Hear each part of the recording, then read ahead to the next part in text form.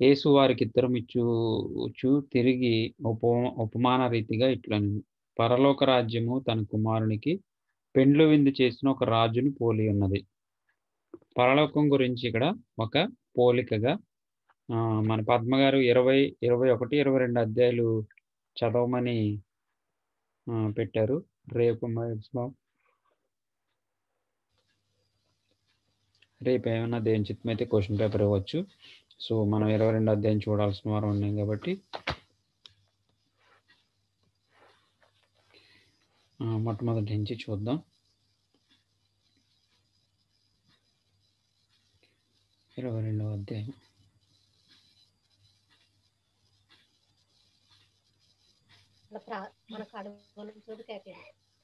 Praise లాడండి.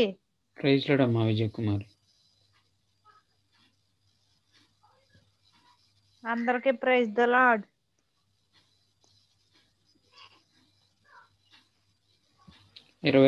Praise Lord. 22వ అధ్యాయం మత్తయి సువార్త 21, 22 చదవమని పెట్టారు కాబట్టి 22వ అధ్యాయం ఈరోజు మనం వివరించుకోవాలి.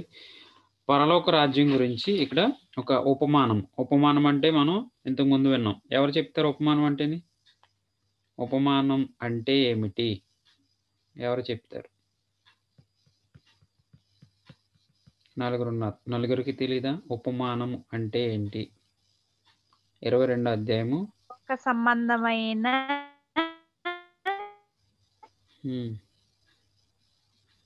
అల్ని నేను చెప్తానండి. హలో, పర్లేదు, కొంచెం లీక్ ఇచ్చారా ఎవరు? పర్లేదు, బాగానే చెప్పుకొచ్చారు. చెప్పండి. పరలోక మర్మాలు భూలోకంలో పోల్చి చెప్పడం. వినిపిస్తుందండి నా వాయిస్? వినపడుతుందమ్మా, చెప్పండి. అర్థమైందండి. అందుకనే అర్థమైందండి. బాగానే గుర్తుంది. వస్తుందండి. వచ్చిందమ్మా, వచ్చిందండి. అదే బాగానే చెప్పారు, ఇద్దరికి బాగానే గుర్తుంది. పర సంబంధమైనటువంటి మర్మాన్ని, ఆ పదాలు చాలా ఇంపార్టెంట్. అక్కడ మర్మము, భూ సంబంధమైనటువంటి ఒక ఉదాహరణ అనే మర్మము, ఈ రెండు పదాలు చాలా ఇంపార్టెంట్. ఎందుకంటే ఆ సెంటెన్స్లో ఆ పదాలు లేకపోతే దాని యొక్క అర్థం రాదు మనకి. సో ఇక్కడ పరలోకం రాజ్యం గురించి ఒక ఉపమానాన్ని తెలియచేస్తున్నాడు. ఆ ఉపమానం ఏంటంట? ఆ ఉదాహరణ ఏంటంట? ఉపమానము ఆ యొక్క ఉదాహరణ ఏంటంటే, తన కుమారునికి పరలోక రాజ్యం ఎలా ఉందంటే, తన కుమారునికి పెండ్లి విందు చేసిన యొక్క రాజును పోలి ఉన్నది. పరలోకము ఈజ్ ఈక్వల్ టు రాజు. ఇప్పుడు రాజు పరలోకమై ఉన్నాడు. పరలోకం అంటే రాజు. అందులో ఉన్నటువంటి ఆ పెండ్లి విందుకు పిలువబడిన వారిని రప్పించుటకు అతడు తన దాసులను పంపినప్పుడు వారు రానొల్లకపోయిరి. కాగా అంటే పెండ్లి విందు సిద్ధపరిచాడు పెండ్లి కుమారుని యొక్క తండ్రి రాజు. అయితే ఎవరికైతే ఇన్విటేషన్ ఇచ్చారో ఆ ఇన్విటేషన్ ఇచ్చినటువంటి వారు రాలేదు. ఇన్విటేషన్ తీసుకున్నటువంటి వారు రాలేదు. 4వ వచనం, కాగా అతడు, ఇదిగో నా విందు సిద్ధపరిచి ఉన్నాను, ఎద్దులను కొవ్విన పశువులను వధింపబడినవి అంతయు సిద్ధముగా ఉన్నవి, పెండ్లి విందుకు రండని పిలువబడిన వారితో చెప్పుడని వేరే దాసులను పంపెను గాని వారు లక్ష్యము చేయక ఒకడు తన పొలమునకును మరొకడు తన వర్తకమునకును వెళ్ళిరి. తక్కిన వారు అతని దాసులను పట్టుకుని అవమానపరిచి చంపిరి. ఇది మనం చెప్పుకోలేదు రాత్రి. సో ఇన్విటేషన్ ఇచ్చాడు పెండ్లి కుమారుడు యొక్క తండ్రి. ఇన్విటేషన్ తీసుకున్నటువంటి వారు ఏం చేశారంటే, ఒకళ్ళేమో వ్యాపారానికి వెళ్ళిపోయారు, ఒకళ్ళేమో వర్తకానికి వెళ్ళిపోయారు, మరొకళ్ళేమో అంటే మరికొంతమంది ఎవరైతే ఈ యొక్క రాజు తన దాసుల్ని పంపించి పిలిచికి రమ్మన్నారో ఆ పిలిచికి రమ్మన్నటువంటి ఆ వెళ్ళినటువంటి వ్యక్తుల్ని కూడా చంపేసినట్టుగా చూస్తున్నాం. చంపిరి. 7వ వచనం, కాబట్టి రాజు కోపపడి తన దండ్లను పంపి ఆ నరహంతకులను సంహరించి వారిని పట్టణమును వారి పట్టణము తగలబెట్టించెను. ఈ స్టోరీ అంతా మీరు బాగా క్యాచ్ చేయండి. ఇక్కడ ఏం జరుగుతుందో, ఎవరు ఎవరితో మాట్లాడుతున్నారు, ఏమని మాట్లాడుతున్నారు, జరిగినటువంటి సందర్భం, సిచ్యువేషన్ ఏంటి బాగా గుర్తుపెట్టుకోండి. ఒక కుమారుడు పెళ్ళి, రాజు యొక్క కుమారుడు పెళ్ళి. ఆ రాజు పెండ్లి విందు ఏర్పాటు చేసి అనేక మందికి ఇన్విటేషన్ ఇచ్చాడు. ఆ ఇన్విటేషన్ ఇచ్చిన వారిలో ఎవరో రాలేదు. రాకపోయేటప్పటికి తన దాసుల్ని పనిచేసే వాళ్ళని పంపించి పిలుచుకురమ్మన్నారు. పిలుచుకురమ్మంటే కనుక వాళ్ళు ఏం చేశారంటే, వీళ్ళు పిలిచేటప్పుడు కొంతమంది ఏమో వర్తకానికి, కొంతమంది వ్యాపారాలకి వెళ్ళిపోయారు. మరికొంతమంది ఏం చేశారు, ఎవరైతే పిలవడానికి వెళ్ళారో వాళ్ళని కూడా చంపేశారు. చంపేయడమే కనుక ఇదంతా కూడా పరలోక రాజ్యము మీకు సింక్ అవ్వాలి. నేను ఈ స్టోరీ చెప్తాను. ఈ స్టోరీ చెప్పిన తర్వాత ఇంతకీ చంపబడిన వారెవరు, లేకపోతే వర్తకానికి వెళ్ళిపోయిన వారెవరు, లేక అసలు ఆ ఇన్విటేషన్ తీసుకుని పెండ్లికి రాలేనటువంటి వారు ఎవరు ఈజ్ ఈక్వల్ టు పరలోక రాజ్యము. అర్థమవుతుందా? ఎవరు చెప్తారు? ఈ లీక్స్ ఎవరు చెప్తారు నాకు? ఎవరికి అవకాశం ఉంది? మ్యూట్లు తీయండి. పరలోక రాజ్యం ఏంటి ఇక్కడ? ఎవరికి సాదృశ్యం?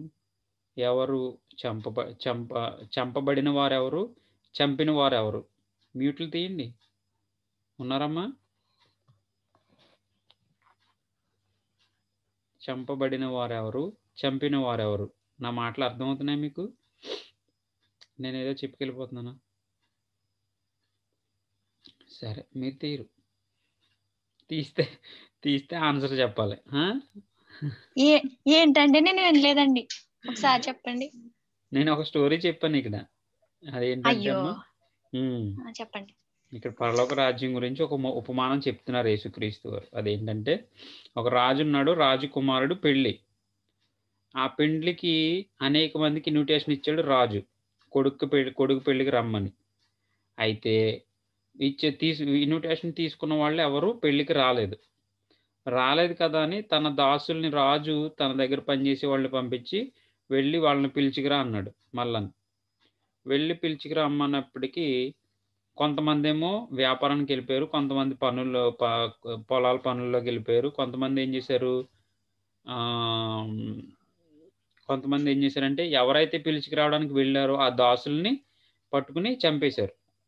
అలా చంపేశారు కదా అని చంపేశారు. అలా పట్టుకుని చంపేశారు అనేసి రాజు ఏం చేశాడు, ఎవరైతే అలా చంపారో వాళ్ళని పట్టుకుని సంహరించి వారి పట్టణాన్ని కూడా తగలబెట్టించేశాడు. ఇప్పుడు రాజు ఎవరికి సాదృశ్యం? చంపబడిన వారు ఎవరికి సాదృశ్యం? చంపిన వారు ఎవరికి సాదృశ్యం? పరలోక రాజ్యం ఎవరికి సాదృశ్యం? ఎవరు చెప్తారు? రాజు ఎవరికి సాదృశ్యం? చంపబడిన వారు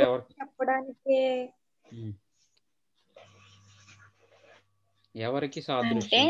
ఏంటి? పెళ్లి కొడుకు చెప్పడానికి వెళ్ళారు కదండి, ఆయనదే రాజ్యం అండి పరలోక రాజ్యం. ఇంకా మళ్ళీ నన్ను ప్రశ్న అడగొద్దు. నేను ప్రశ్న అడిగాను, నాకు జవాబు చెప్పండి. మళ్ళీ నన్ను ఇంకో ప్రశ్న అడిగితే నేను మళ్ళీ జవాబు చెప్పాలి. మీకు అతి తెలివితేటలు ఉపయోగించదు, మామూలుగా చెప్పండి. చెప్పమ్మా ప్రశాంతి. చెప్పడానికి వెళ్ళారు కదండి, అంటే అర్థమైనట్టు అనిపిస్తుంది. అర్థమైనట్టు అనిపిస్తుందండి. ఆశా ప్రైజ్ మరి ఎలా ఎక్స్ప్లెయిన్ చేయాలో తెలియట్లేదు. పేర్లు చెప్పరండి. ఏంటమ్మా? చెప్పకూడదండి. రాజు ఎవరు అంటే పెళ్లి కుమార్తెల్ని అంటే కొనుక్కోవడానికి వచ్చాడు కదండి. అంటే ఇలా చెప్పారా స్టోరీ, లేకపోతే ఇంకేమన్నా? పేర్లు చెప్తే దాన్ని బట్టి ఇంకా క్లారిటీగా అర్థమవుతుందండి. ఇంకేం పేర్లు చెప్పండి.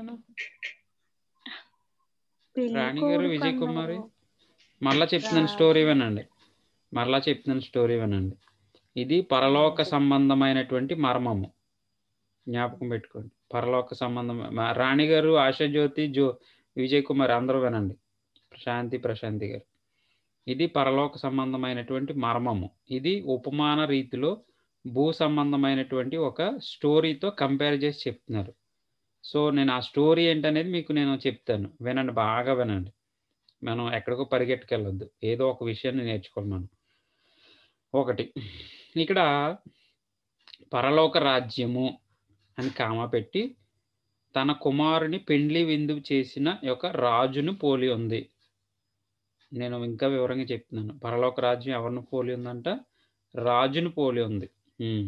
ఓకే, అక్కడతోటి పరలోక రాజ్యాన్ని అక్కడ ఉంచి ఇప్పుడు రాజు తన కుమారుడి పెళ్లి చేస్తున్నాడు. ఆ పెళ్లికి పెళ్లి కార్డులు ఇచ్చాడు అందరికీ. బాగా వినండి. పెండ్లి కార్డు ఇచ్చిన తర్వాత ఒక మంచి విందు ఏర్పాటు చేశాడు. ఆ పెండ్లికి విందు ఏర్పాటు చేసి వాళ్ళందరినీ ఇన్వైటివ్ కార్డ్స్ ఇచ్చాడు కదా, వాళ్ళందరూ రావాలి పెళ్ళికి, విందుకి. ఒక్కళ్ళు కూడా రాలేదు.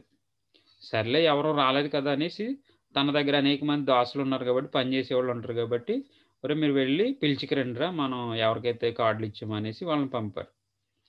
ఇంతకీ దాసులు పనోళ్ళు వెళ్ళేటప్పటికి ఎవరికైతే ఇన్విటేషన్స్ ఇచ్చారో వాళ్ళు ఏం చేశారంటే, కొంతమంది పనిలోకి వెళ్ళిపోయారు, కొంతమంది వ్యాపారాలకు వెళ్ళిపోయారు. ఆ రకంగా ఇద్దరు 2 రకాలు వెళ్ళిపోయారు.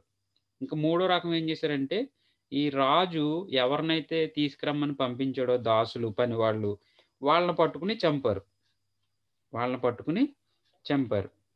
ఈ రాజుకి కోపం వచ్చింది.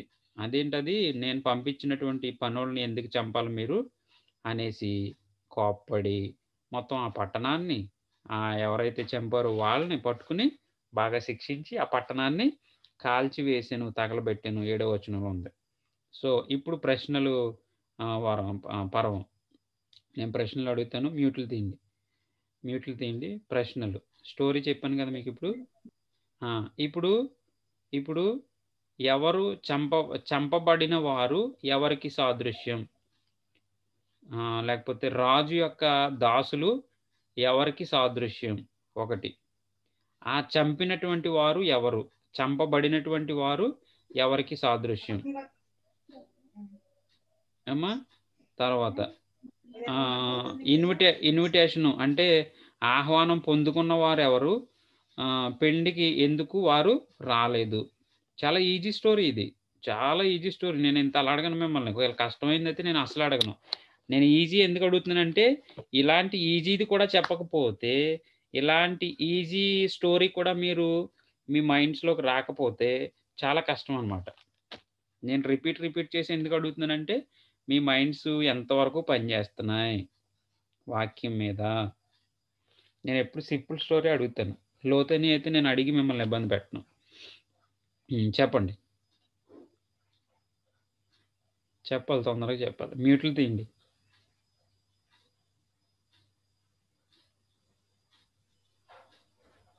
రాణిగారు చెప్పండి.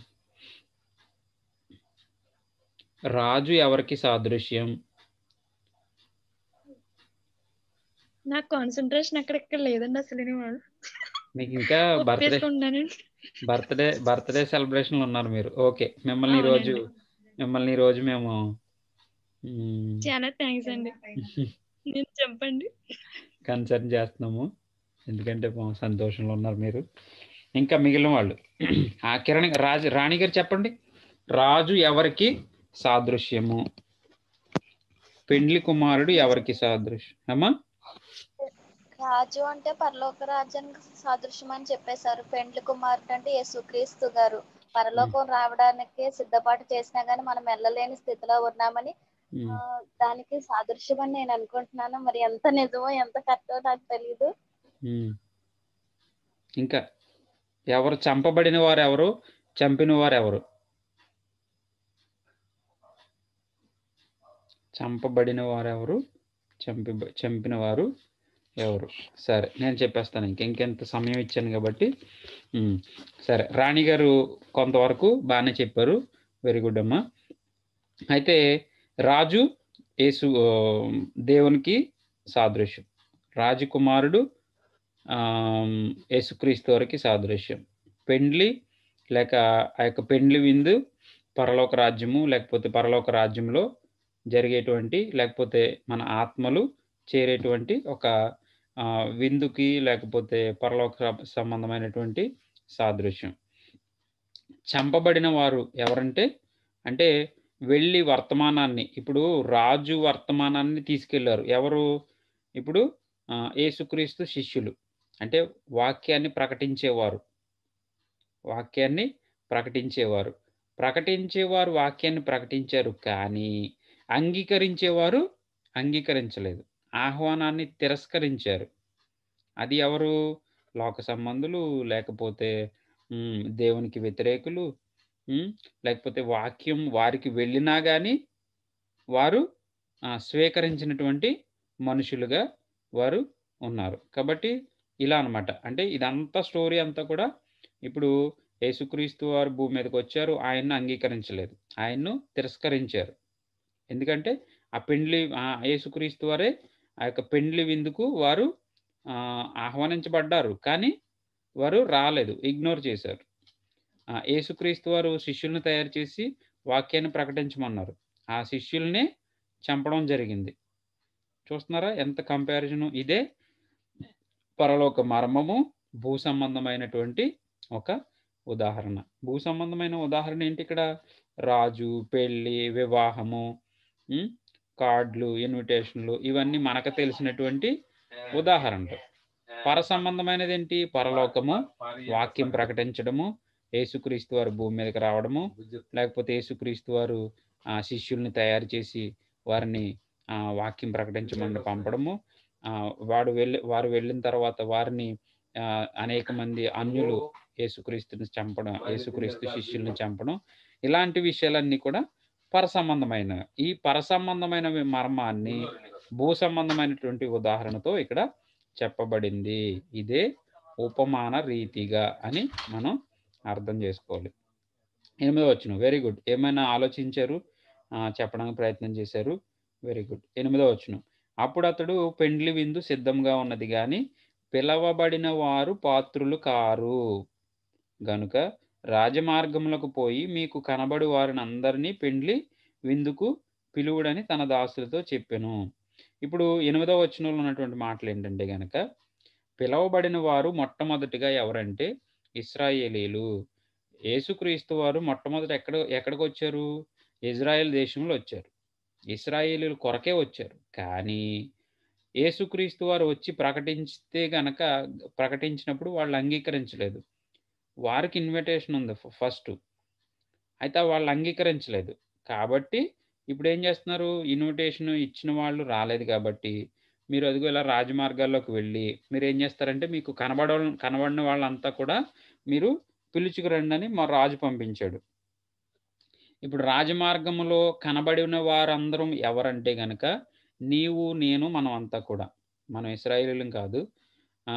మనం మొట్టమొదట పిలవబడిన వారం కాదు. కాకపోతే వారు తిరస్కరించారు కాబట్టి ఆ కృప మనపైకి వచ్చింది. వారు తిరస్కరించారు కాబట్టి ఆ కృప మనపైకి వచ్చింది. ఇప్పుడు రాజమార్గములలో నుండి పిలవబడినటువంటి వారం ఎవరంటే మనమే. 10వ వచనం. ఆ దాసులు రాజమార్గములకు పోయి చెడ్డవారినేమి మంచివారినేమి తమ కనబడిన వారిని అందరిని పోగు చేసి గనుక విందుకు వచ్చిన వారితో ఆ పెండ్లిశాల నిండెను. ఇప్పుడు మంచివారు చెడ్డవారు అందరినీ పిలుచుకొచ్చేసారు వీధుల్లోకి వచ్చి. ఎందుకంటే అసలు వాళ్ళు రాలేదు. ఇన్విటేషన్ కార్డ్స్ ఉన్న వాళ్ళు రాలేదు. కానీ ఇప్పుడు నీవు నేను మనం అంతా ప్రపంచం అంతా క్రైస్తవ్యంతో నిండబడింది. ఎందుకనంటే ఇజ్రాయేలు అంగీకరించలేదు. కానీ అన్యులు దేవుణ్ణి అంగీకరించారు. అయితే ఇప్పుడు ఆ పెండ్లిశాల ఫుల్ అయిపోయింది, నిండెను. రాజు కూర్చున్న వారిని చూడ లోపలికి వచ్చి అక్కడ పెండ్లి వస్త్రము ధరించుకొనని ఒకని చూచి, స్నేహితుడా, పెండ్లి వస్త్రము లేక ఇక్కడికి ఎలాగో వచ్చితివని అడుగగా వాడు మౌని అయి ఉండెను. అంతటా రాజు వీని కాళ్ళు చేతులు కట్టి వెలుపటి చీకటిలోనికి త్రోసివేయడి. అక్కడ ఏడుపును పండ్లు కొరుకుటయు ఉండునని పరిచారకులతో చెప్పెను. కాగా పిలువబడిన వారు అనేకులు, ఏర్పరచబడిన వారు కొందరే అని చెప్పెను. ఇప్పుడు చూడండి, నార్మల్గా మనం ఎక్కడికి వెళ్ళాం, మన దగ్గర మనమే ఎప్పుడు ఎగ్జాంపుల్ చెప్పుకుంటాం. పిలువబడిన వారు అనేక మంది చెప్పాలంటే కనుక మన పిఎఫ్సి గ్రూప్లో ఉన్నటువంటి వారు అనేక మంది ఉన్నారు. కానీ వాక్యం నేర్చుకోవడానికి, వాక్యం చదవడానికి, లేకపోతే ప్రార్థన చేయడానికి, పాటలు పాడడానికి ఎంతమంది ముందుకొస్తూ ఉంటారు? కాబట్టి పిలువబడ్డారు. అందరూ పిలువబడ్డారు. అందరూ చేర్చబడ్డారు ఇందులోకి. కానీ ఏర్పరచబడిన వారు కొందరే. పిలుపు అందరికీ ఉంటది. కానీ ఏర్పాటు మాత్రం కొంతమందికే ఉంటది. అయితే ఆ ఏర్పాటులో మనం ఉండగలగాలి. ఆ ఏర్పాటులో నీవు ఉండగలగాలి. నీకు పిలుపొచ్చింది, ఇన్విటేషన్ వచ్చింది. కానీ నీకు ఏర్పాటుందా? ఏర్పాటు లేకపోతే మాత్రం దేవుడు మనల్ని ఆకర్షించినట్టు కాదు. ఏర్పాటు ఉండాలి. ఆ ఏర్పాటు లేకపోతే ఈ యొక్క సహవాసంలోనికి రాలేరు. అప్పుడు పరిసయ్యులు వెళ్లి మాటలో ఆయనను చిక్కుపరచవలెనని సరే 14 వచనాలు చాలు. ఎందుకంటే మనం బర్త్‌డే కార్యక్రమం చేసుకుందాం. మరొకసారి ఇంతవరకు ఈ వచనాలు. దేవుని చిత్తమైతే నేను మరలా ఇదే స్టోరీని రేపు నేను రిపీట్ చేస్తాను. ఎందుకంటే చాలా మంచి స్టోరీ అది. ఎందుకంటే మనం ఆ ఏర్పాటులో ఉన్నవారం మనము. కాబట్టి రేపు దేవుని చిత్తమైతే మరలా ఆ విషయాన్ని చూద్దాం. ఈ మంచి సమయంలో 139వ దావీదు కీర్తన కొన్ని వచనాలు చదువుకుని సహోదరి ప్రశాంతి గారి కొరకు, అదేవిధంగా ఇంకను మన శాంతరత్నం గారి కుమార్తె కొరకు, ఇంకా ఉన్నటువంటి ప్రార్థనవస్తులు ప్రార్థన చేసి మనం ముందుకు కొనసాగుదాం. ఈ మంచి సమయంలో 139వ దావీదు కీర్తన 13వ వచనం నుండి నా అంతరేంద్రియములు నీవే కలుగు చేసితివి. ప్రశాంతి గారు చూడండి, వినండి. నా తల్లి గర్భమందు నన్ను నిర్మించిన వాడవు నీవే. నీవు నన్ను కలుగు చేసిన విధము చూడగా భయమును ఆశ్చర్యమును నాకు పుట్టుచున్నవి. అందును బట్టి నేను నీకు కృతజ్ఞతాస్తుతులు చెల్లించుచున్నాను. నీ కార్యములు ఆశ్చర్యకరములు. ఆ సంగతి నాకు బాగుగా తెలిసి ఉన్నది. నేను రహస్యమందు పుట్టిన నాడు, భూమి యొక్క అగాధ స్థలములలో విచిత్రముగా నిర్మింపబడిన నాడు. నిజంగా మన యొక్క పుట్టుక, మన జన్మ ఇవంతా కూడా చూడండి, ఇంత నాసికారంధ్రాల్లోంచి గాలి వెళ్ళడం, ఊపిరితిత్తులు పనిచేయడం, గుండె పనిచేయడం, నోరు మాట్లాడడం, భోజనం తినిపించడం, చెవులు వినిపించడం, కళ్ళు కనిపించడం. చూస్తున్నారా ఎంత విచిత్రం? ఇవన్నీ కూడాని చాలా విచిత్రం. ఇదంతా కూడా దేవుని యొక్క స్వహస్తాలతో మనల్ని ఇక్కడ ఎంత రహస్యాల్ని ఇలాగ వాక్యంలో పొందుపరిచాడో మనం ఆలోచిస్తే నిజంగా మన కనులకు ఆశ్చర్యం కలగాలి ఆయన చేసిన విధానం.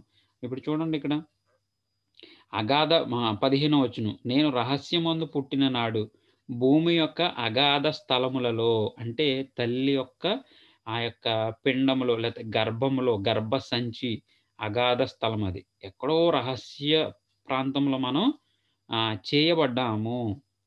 చూస్తున్నారు ఎంత విచిత్రమైనటువంటి, ఎంత అద్భుతమైనటువంటి మాటలు. అగాధ స్థలములలో విచిత్రముగా నిర్మింపబడిన నాడు.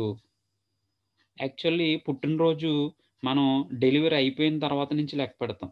యాక్చువల్లీ మన పుట్టుక ఎప్పుడైతే ఆ కణము కలిసి ఫలదీకరణం చెందుతుందో ఆ రోజే మన పుట్టుక. అంటే 9 నెలలు తర్వాత నుంచి మనం పుట్టుక అనుకుంటాం, డెలివరీ అయిపోయిన తర్వాత, పరిపూర్ణం అయిన తర్వాత. కానీ దేవుని యొక్క కనుచూపు మనం పిండముగా ఉన్నప్పుడే నిర్మింపబడినాడు. నాకు కలిగిన ఎముకలను నీకు మరుగై ఉండలేదు. నేను పిండమునై ఉండగా నీ కనులు నన్ను చూచెను. నియమింపబడిన దినములలో ఒకటైనను కాకమునిపే నా దినములన్నీయు నీ గ్రంథములో లిఖితములాయెను. చూస్తున్నారా? దేవా, నీ తలంపులు నాకెంతో ప్రియమైనవి, వాటి మొత్తం ఎంత గొప్పది.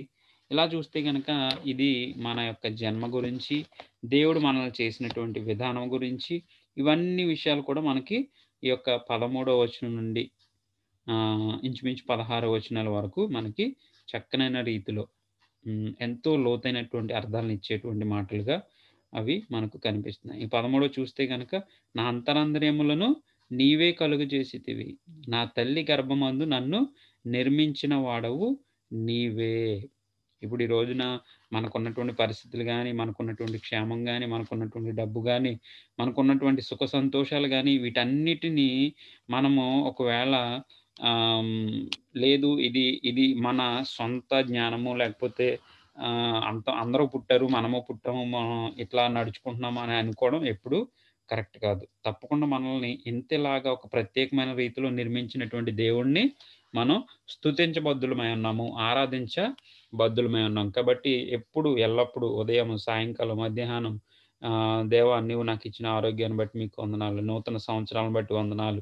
ఆయన్నెప్పుడు మనము స్తుతిస్తూనే ఉండగలగాలి. ఆయన వాక్యాన్ని ఎప్పుడు ధ్యానిస్తూనే ఉండగలగాలి. అప్పుడే ఆయన మనల్ని సృజించాడు కాబట్టి మనము ఆయనకు లోబడిన వారమై ఉన్నాము. ఈ మాటలు మన యొక్క సహోదరి రోజు పుట్టినరోజు జరుపుకుంటున్నటువంటి సహోదరి ప్రశాంతి గారిని బట్టి నిజంగా సహోదరి మన సహవాసంలో ఉండడం నిజంగా మనందరికీ ఆశీర్వాదకరము. ఎందుకంటే ఒకరినొకరు విశ్వాసాలని పంచుకుంటూ చక్కగా ప్రేమతో, నమ్మకాలతో మనం ముందుకు కొనసాగుతున్నాం. సహోదరుని బట్టి సంతోషిస్తూ ఈ మాటలు, ఈ యొక్క వచనాల్లో ఉన్నటువంటి మాటలన్నీ కూడా సహోదరి జీవితంలో స్థిరపడి దేవుడు చేసినటువంటి గొప్ప కార్యాలను ఇంకను సహోదరి పూర్తి విశ్వాసంతో అంటే ఆమెకున్నటువంటి సమయాన్ని గానీ ఆమె ఇంకా వెలుగెత్తి దేవుని నామాన్ని వెలుగెత్తి చాటే బిడ్డగా ఉండాలని హృదయపూర్వకంగా కోరుకుంటూ ఈ మాటలు దేవుడు మనందరి వెనుకడలో ప్రశాంతి గారి జీవితంలో వీటన్నిటిని కూడా నెరవేర్చి నడిపించునుగాక. ఆమేన్. ఈ మంచి సమయంలో ప్రార్థన చేసుకుందాం. ప్రార్థన ఎవరు చేస్తారో ప్రార్థన? విజయ్ కుమారి. మా విజయ్ కుమారి ఉన్నారా? ప్రార్థన చేసుకుందాం. ప్రార్థన కంటే ముందు పాట పాడతారు. ఆశాజ్యోతి పాట.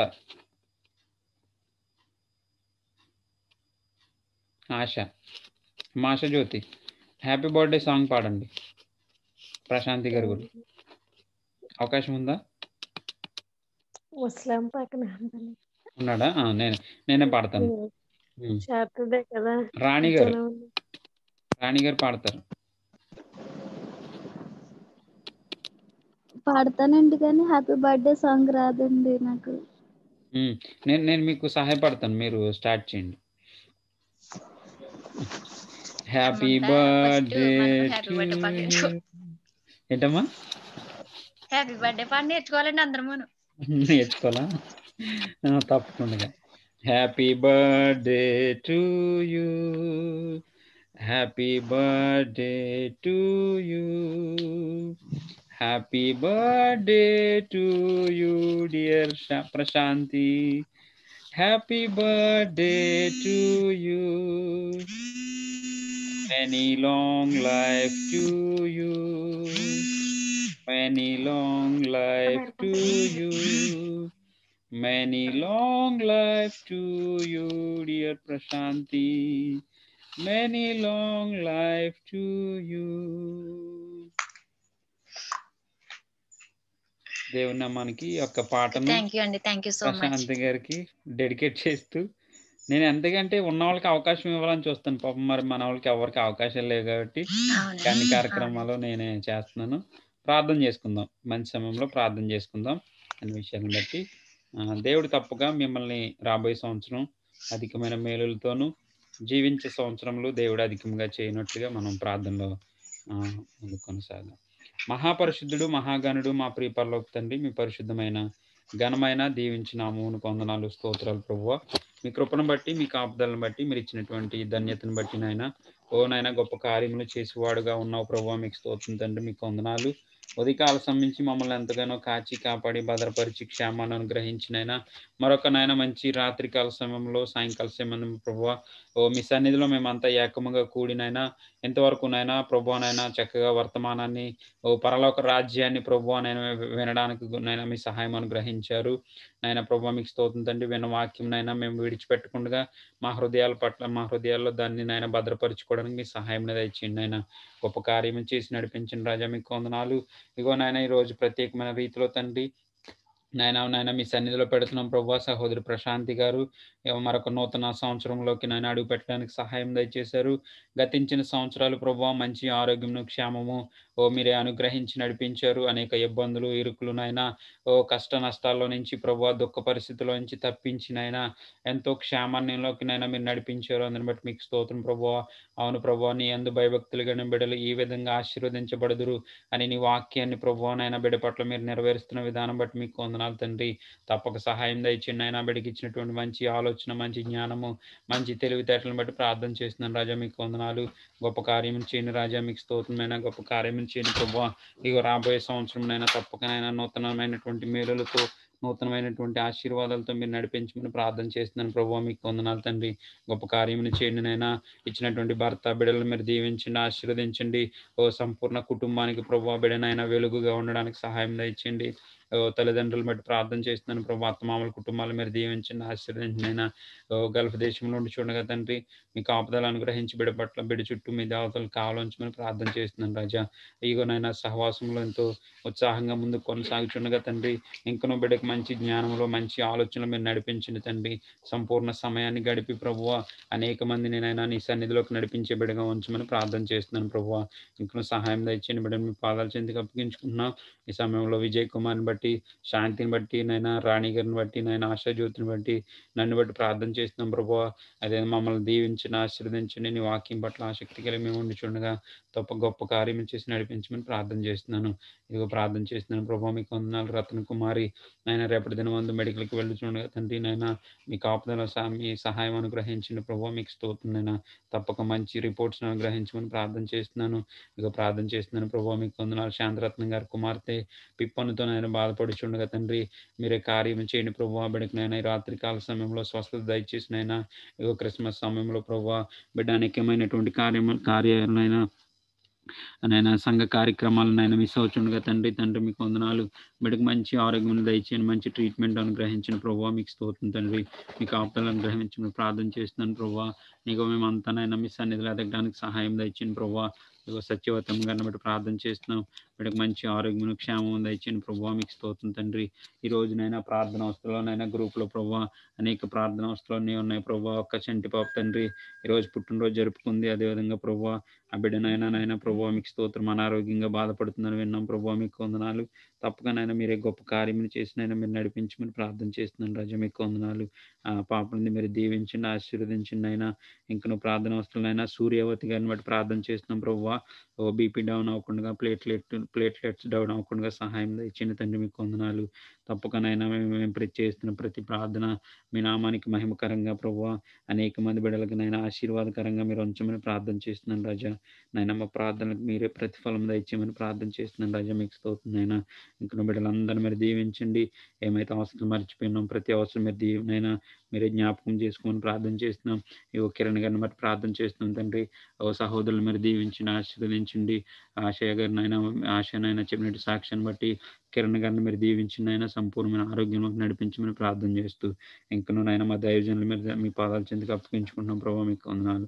సహవాసాన్ని మీ పాదాల చెంతకు అప్పగించుకుంటూ రాత్రికాల సమయంలోనైనా మమ్మల్ని అందరినీ మీ పాదాల చెంతకు అప్పగించుకుంటూ మరొక మారు ఈ విధంగా కలుసుకునేంత వరకు మీ కృపా కాపుదల సన్నిధి మాతో ఉంచి నడిపిస్తారని యేసుక్రీస్తు వారి అతి శ్రేష్టమైన నామంలో మిక్కిలి మేమతో బ్రతిమాలు వేడుకుంటున్నాను మా పరమ తండ్రి. ఆమేన్, ఆమేన్, ఆమేన్. రక్తమే జయము, ప్రవేశ రక్తమే జయం, ప్రవేశనము సంపూర్ణ విజయం, సంపూర్ణ విజయం, అపవాదంత నాశనం ప్రభుకి మహిమ కలుగును గాక. Amen, amen. ప్రైజ్ లార్డ్ అండి. ప్రైజ్ లార్డ్ అమ్మా. అందరికి praise Lord. God bless you Prashanti. Thank you so much అండి అందరికి. ప్రైజ్ ఓకే అండి, థ్యాంక్ యూ అండి. ఒక ఫోటో పంపించండి మామూలుగా. ఓకే అండి, పంపిస్తానండి.